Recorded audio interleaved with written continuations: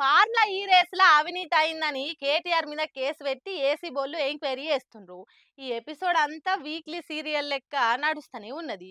కేటీఆర్ మీద ఏమన్నా ఆధారాలు దొరికినాయా అంటే ఏసీ బోళ్ళు బయటకు చెప్తలేరు. అరెస్ట్ చేస్తారని కాంగ్రెస్ మీడియా ఛానళ్లు ఊదరగొడుతున్నాయి.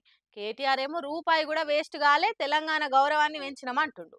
మరి ఇంట్లో ఎవరిది రమ్మాలనో తెలుస్తలేదు. ఫార్ములా ఈ race case formula race car లెక్కనే దూసుకపోతుంది. ఏసీ బోళ్లు ఎన్నడలేనంత హుషారుతోటి కేటీఆర్ మీద కేసును చాలా సీరియస్ గా తీసుకొని లోతైన దర్యాప్తు చేస్తుండ్రు. మొన్ననే పొద్దాంక ఎంక్వైరీ చేసిండ్రు, ఇంకా ఓడవలేదట. మళ్ళీ అలా మిగిలిన ఎంక్వైరీని చేస్తేందుకు అలా ఆఫీస్ కు పిలిచిండ్రు. కేటీఆర్ ఏమో ఎసొంటి అక్రమాలు కాలే, నిధుల బదిలీ అంత సక్రమంగానే జరిగింది, రూల్స్ ప్రకారమే చేసిండ్రు, ఇలా ఎసొంటి అవినీతి కాలేదు, ఆధారాలే దొరకలేదని అంటుర్రు. కానీ చిన్నగేడన్న క్లూ దొరికిన కేటీఆర్ ను షవ్వులు ముద్దామని చూస్తుండ్రు సర్కారోళ్ళు. ఇలా ఏసీ బోల విచారణ కోయే ముంగట కేటీఆర్ సార్ మళ్ళోసారి సోషల్ మీడియాలో పోస్ట్ పెట్టి సర్కార్ ను తిట్టిపోసిండు. ఈ సర్కారు మా మీద కక్ష గట్టి ఎన్ని కేసులు పెట్టి భయపెడదామని చూసినా అధైర్య పడేది లేదు. ఈ లొట్ట పీస్ కేసులు మా ఘనతను తుడిచిపెట్టలేవు. 46 కోట్లు పారదర్శకంగా బ్యాంక్ టు బ్యాంక్ నుంచి చెల్లించినమని చెప్తున్నప్పుడు అవినీతి ఏడున్నట్టు? మేం హైదరాబాద్ ఇమేజ్ ని పెంచితే దాన్ని అంగడి చేసింది రేవంత్ సర్కారు. అసలు ఆ రేసు రద్దు చేసి సర్కార్ ఖజానాకు నష్టం చేసింది ఆళ్ళు.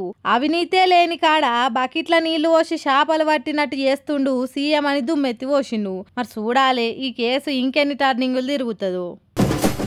ఓ దిక్కు హామీల అమలు ఆలస్యం అవుతుంది అనుకుంటా పక్క పార్టీలకెళ్ళి పంచాదులు, ఇంకో దిక్కు కేబినెట్ విస్తరణ, నామినేటెడ్ పోస్టులు ఏమాయే, మా పదవులు ఎటువాయే అని పార్టీలనే లీడర్ల కొట్లాటలు. ఇగో ఇట్లా మస్తు తీర్లా మందిల పలసగైతున్న కాంగ్రెస్ కు ఇంకింత జోష్ పెంచే ఇగరం చేసిరు పెద్ద లీడర్లు.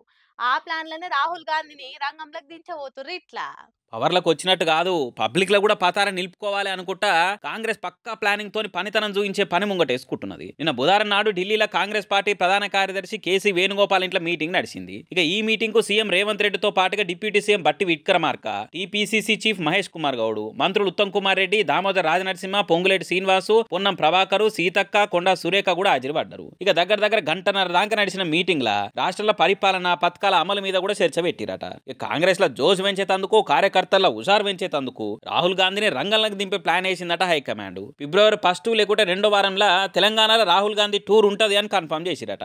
సూర్యాపేట లేకుంటే ఖమ్మంలో రాహుల్ గాంధీ భారీ బహిరంగ సభ ఉండే ఛాన్స్ ఉందని కూడా చెప్పుకొచ్చిండు పీసీసీ చీఫ్ మహేష్ కుమార్. అంతేకాకుండా ఈ నెలాఖరు లోపల నామినేటెడ్ కార్పొరేషన్ చైర్మన్ల భర్తీ కూడా ఉంటదని చెప్పుకొచ్చిండు. ఎప్పటి సందో నాన్సుకుంటూ వస్తున్న కేబినెట్ విస్తరణ మీద సీఎం హైకమాండ్ నిర్ణయం ఫైనల్ తీసుకుంటారని చెప్పుకొచ్చిండు. ఇగో ఇట్లాంటి పార్టీల ఇటు పబ్లిక్ లా తీరు ఒక రకంగా వస్తున్న మాటలకు పురాగా పులి స్టాప్ పెట్టేటట్టు, క్యాడర్ల బలం పెరిగేటట్టు అన్ని తీరు ఆలోచన చేసి ఈగ్రం చేసినట్టున్నారు. మరి రాహుల్ టూర్ రాష్ట్రంలో ఉన్న కాంగ్రెస్ తీరు మీద ఎసొంటి ఎఫెక్ట్ చూపిస్తుందనే చూడాలిగా.